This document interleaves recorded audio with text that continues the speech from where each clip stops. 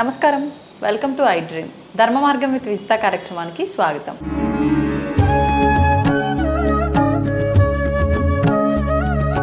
నమస్కారం అండి. నమస్తే.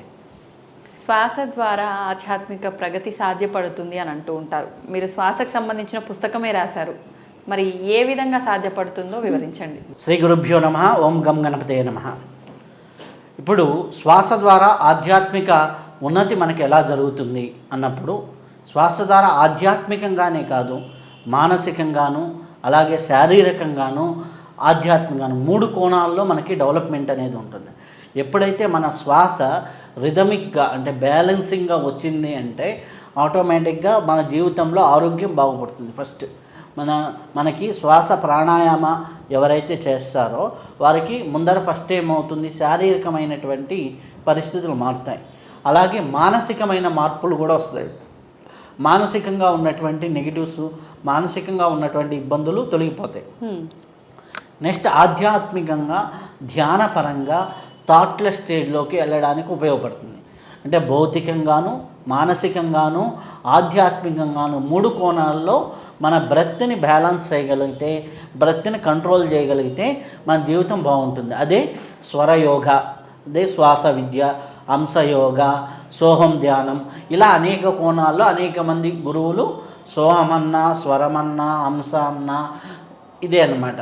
దీన్ని ఇంకొక కొద్దిగా అడ్వాన్స్ స్టేజ్లో క్రియాయోగంగా మనకి ప్రపంచ స్థాయిలో ప్రఖ్యాతి గాంచింది. అంటే దాంట్లో ఒక యోగ ప్రక్రియని తీసుకొని క్రియాయోగంగా ప్రాక్టీస్ చేస్తూ ఉంటారు. అది మొత్తం కూడా మీరు ఏ యోగ ప్రక్రియ అయినా చేసుకున్నా కానీ, ఎక్కడికి వచ్చినా కానీ శ్వాస అనేదాన్ని అంటే లేకుండా, శ్వాసతో అనుసంధానం లేకుండా ఏ యోగ ప్రక్రియ లేదు. మీరు ఎప్పుడైతే శ్వాసని బ్యాలెన్స్ చేయగలుగుతారో ఆటోమేటిక్గా మార్పులు వస్తాయి. ఎలా మార్పులు వస్తాయి?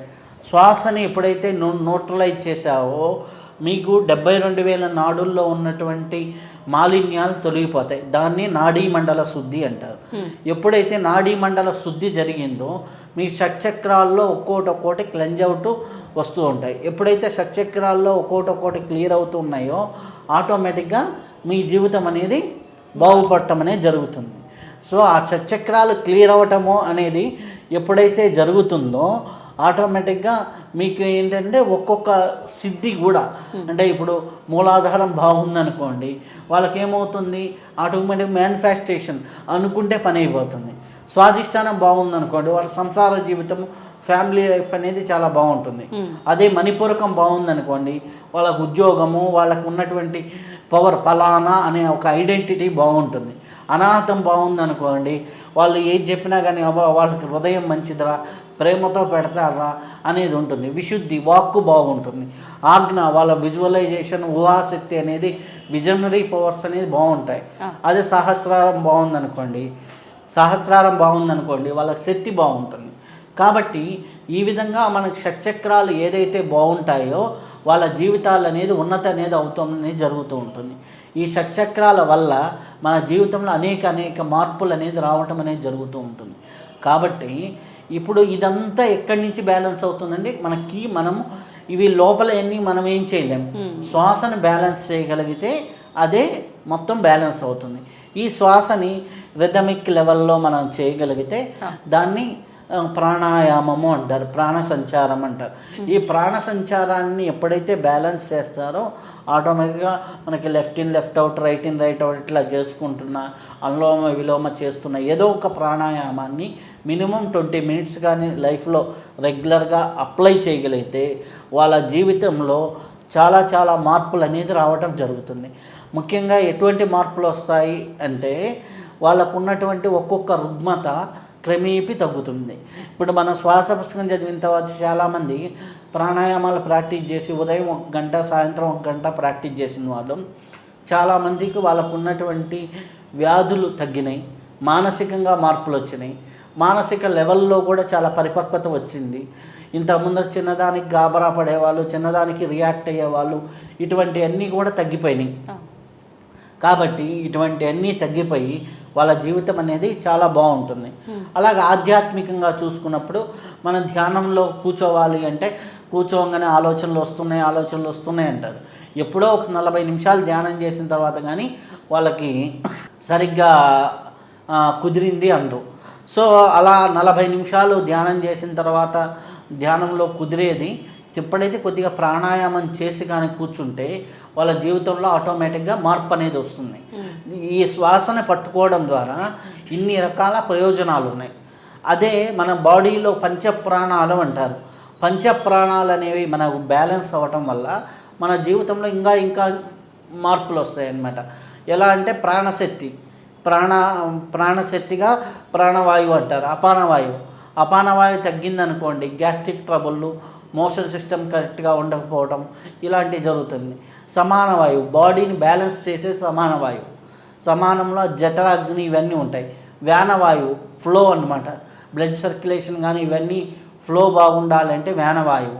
అదే ఉదాన వాయువు అంటే బ్రెయిన్కి సర్క్యులేషన్ ఇచ్చేది ఉదాన వాయువు. ఇలా మనకి పంచప్రాణాలు కూడా మనకి బ్యాలెన్సింగ్గా ఉండడానికి ఈ శ్వాసని బ్యాలెన్స్ చేసినప్పుడు ఎప్పుడైతే రిథమిక్గా మనం శ్వాసను తీసుకుంటామో ఆటోమేటిక్గా ఇవన్నీ బ్యాలెన్స్ అవ్వటం అనేది జరుగుతుంది. ఎప్పుడైతే పంచప్రాణాలు మన జీవితంలో బలపడుతూ ఉంటాయో ఆటోమేటిక్గా ఉంటుంది.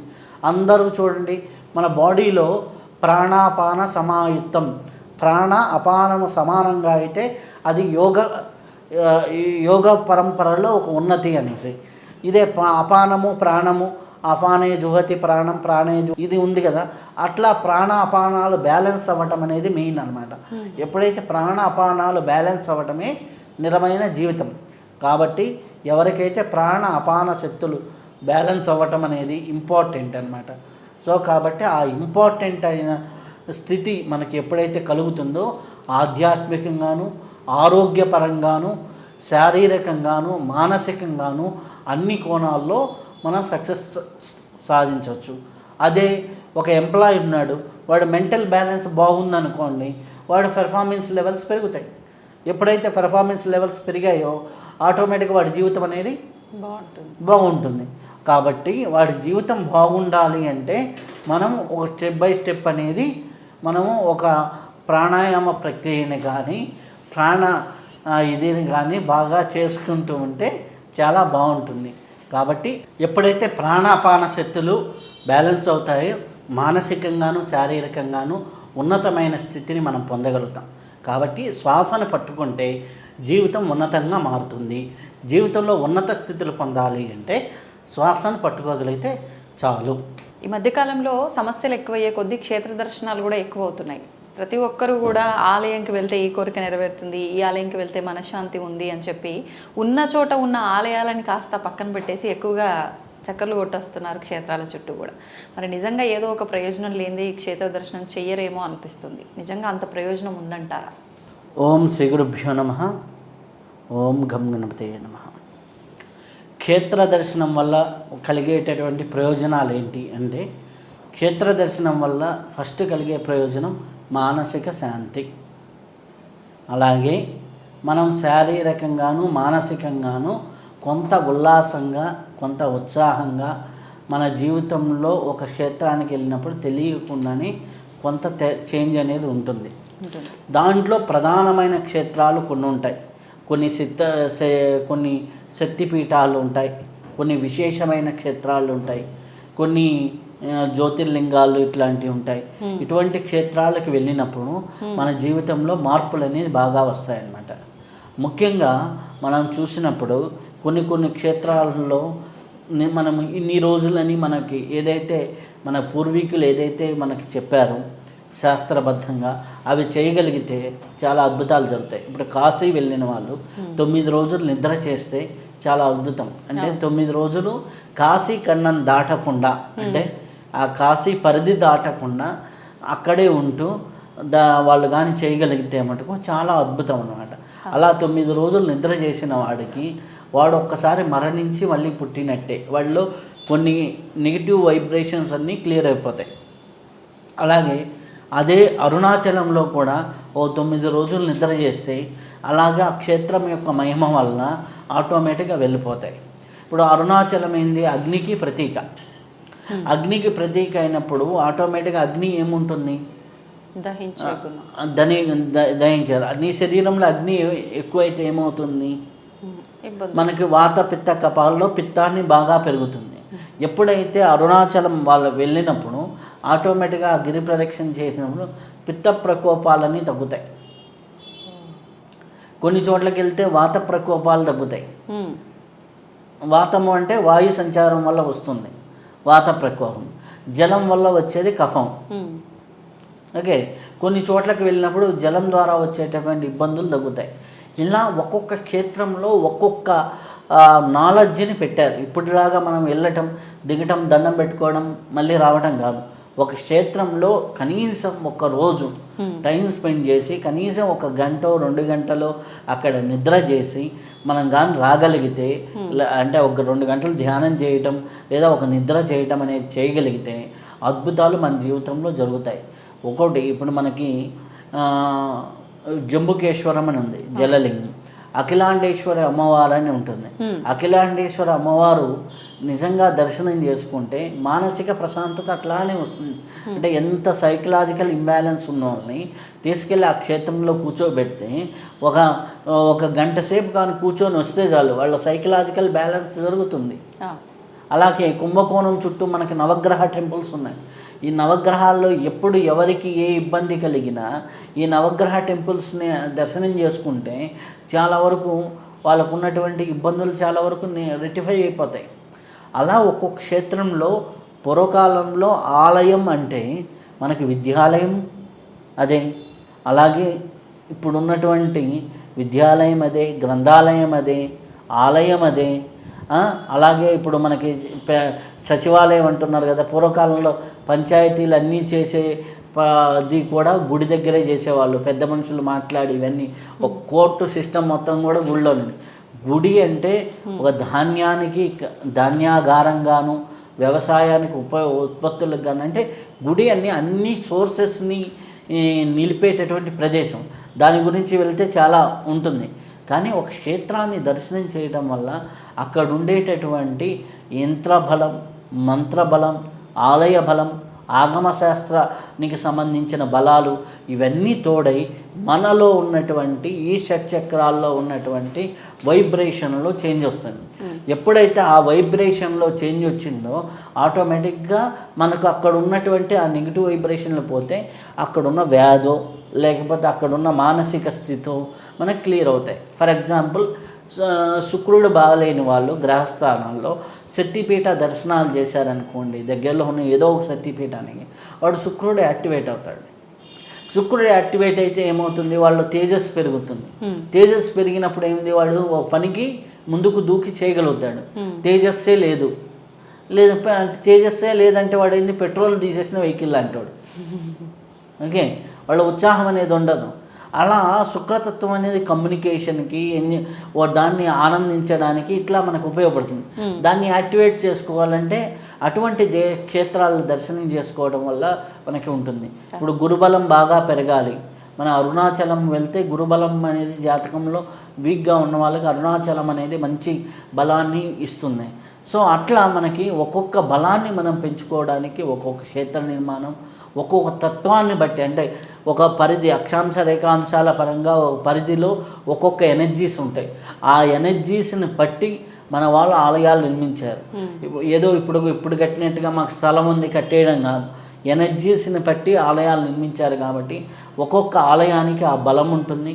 ఆ ఆలయంలోకి వెళ్ళి మనం కూర్చున్నప్పుడు ఆ వైబ్రేషన్స్ మన శరీరంలో యాక్టివేట్ అవుతాయి.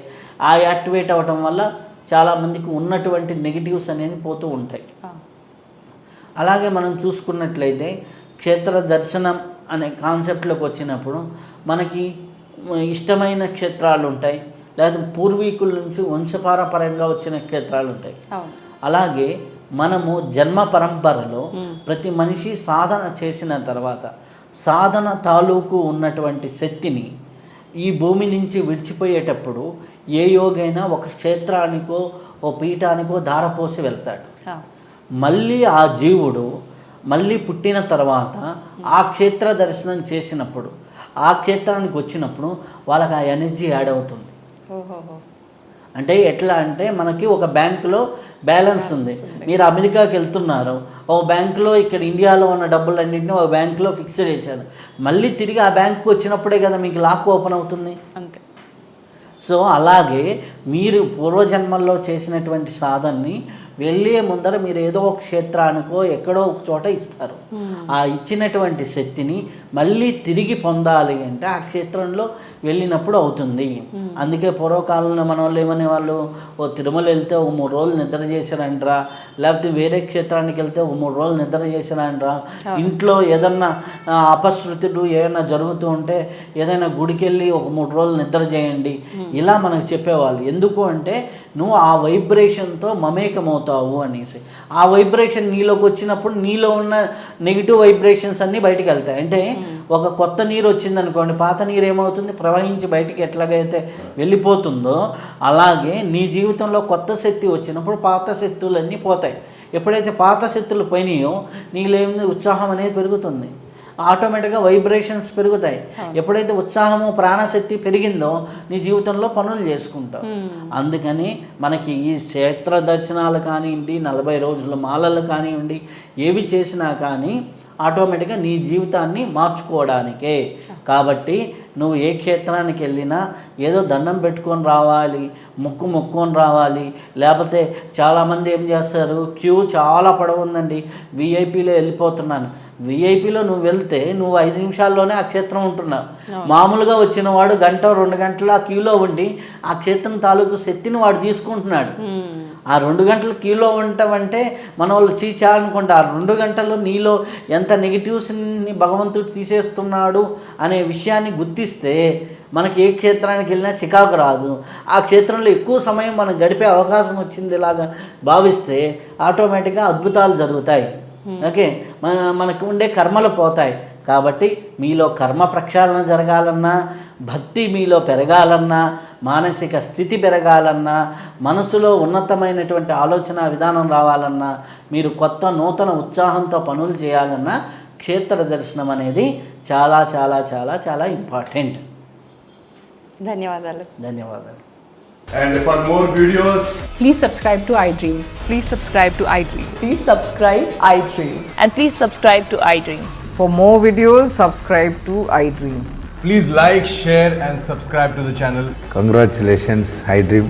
Subscribe to iDream. Subscribe to iDream. So subscribe to iDream Media. iDream team అందరికి huge congratulations. Please subscribe iDream Media. Please subscribe to iDream. Subscribe iDream. Please subscribe to iDream.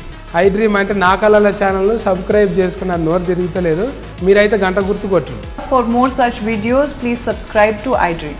Subscribe to iDream. Please subscribe to iDream. Please subscribe iDream Media. Please do subscribe to iDream. Please subscribe to iDream Media. For best entertainment and information, please subscribe iDream. And don't forget to subscribe to iDream.